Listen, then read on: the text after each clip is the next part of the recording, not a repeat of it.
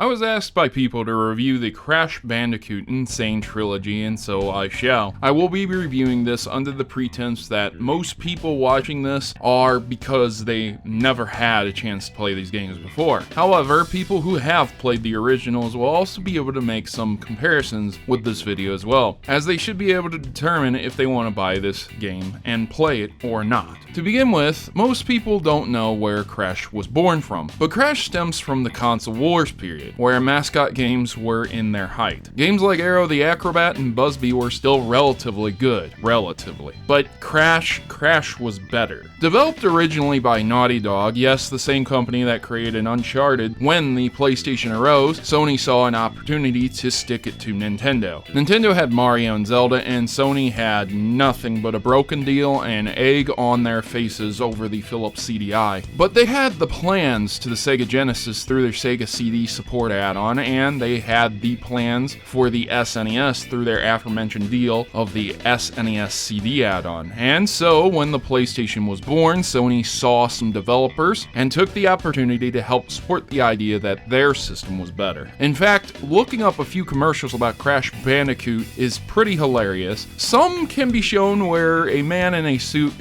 a Crash suit yells at a building assumed to be Nintendo headquarters, and that was the console wars in a nutshell.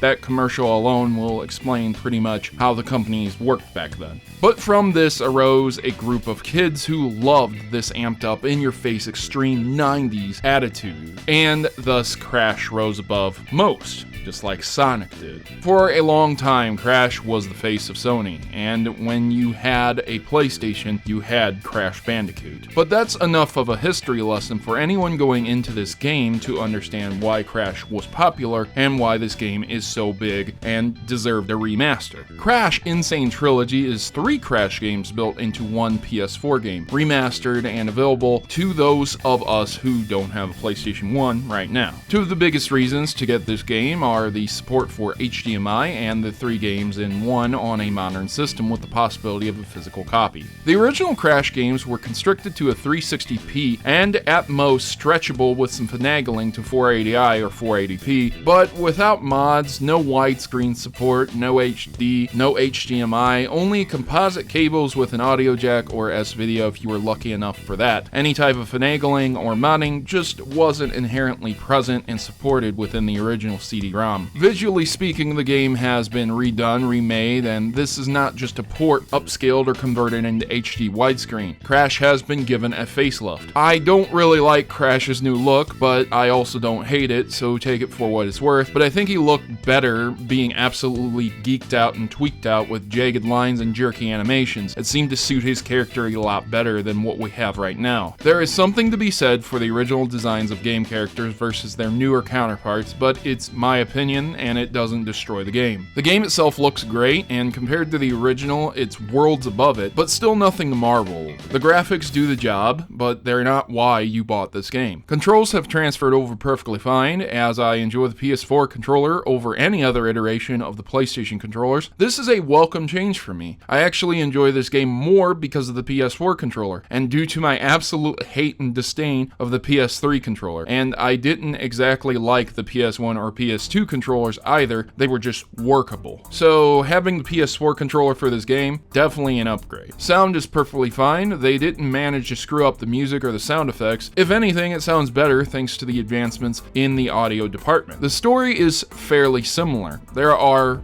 minute differences in how things go. Cutscenes look different, obvious reasons as aforementioned with the graphics, but other than that, the games are fairly identical. But yes, this is a remaster, so the core story is the same. A quick summary of each game can be noted as there is a mad scientist trying to do something evil like take over the world, and you inadvertently stop them because they kidnap someone you love and or other reasons. In this kind of game, I assure you the story is the least of your concern. However, this game goes through great lengths to retain the original's likeness, even to the point where you can save manually. There is an autosave, but if you want to manually save it, it feels exactly the same. And that is where we get to the most important part of this review, the gameplay. Most games can get by with 2 to 3 of the 5 pillars of gaming, and be good. Those pillars are being sound, control, gameplay, story, and graphics. But this game, if it only got one thing right, the gameplay is all it needs, and it did. As I said, combining the great controls with the original gameplay and retaining the rest of the game without being overambitious on changing things was the way to go. And this game hits the nail on the head. It doesn't matter which game you're playing, Crash 1, 2, or 3, it feels the same as the original. And that feel is why we play platformers like Crash. It's buttery smooth, it's very fun, and very, very challenging, even to veteran players. The game retains the viewpoints. It's not a traditional side-scroller, not an overhead, but a combination of on-rails runner, side-scroller, and 3D platform mixed in with some unique boss encounters. This is one of the things that makes me terrible at these kinds of games, and I have a big problem playing 3D platformers for that reason. This game is no exception. If you're like me and you have a tough time judging distances in 3D platformers, you will probably die stupidly to very simple pitfall traps, which there are a lot of in this game. It doesn't kill the game, but you probably will get quite annoyed at this. But if you've never played this series, would you enjoy it? If you like the more 3D Mario games, or many of the indie games that have come out recently, then this game should line up with what you enjoy. But if you like RPGs, strategy, racing games, or FPS games, then this one surely will not be your favorite. However, is it a good value?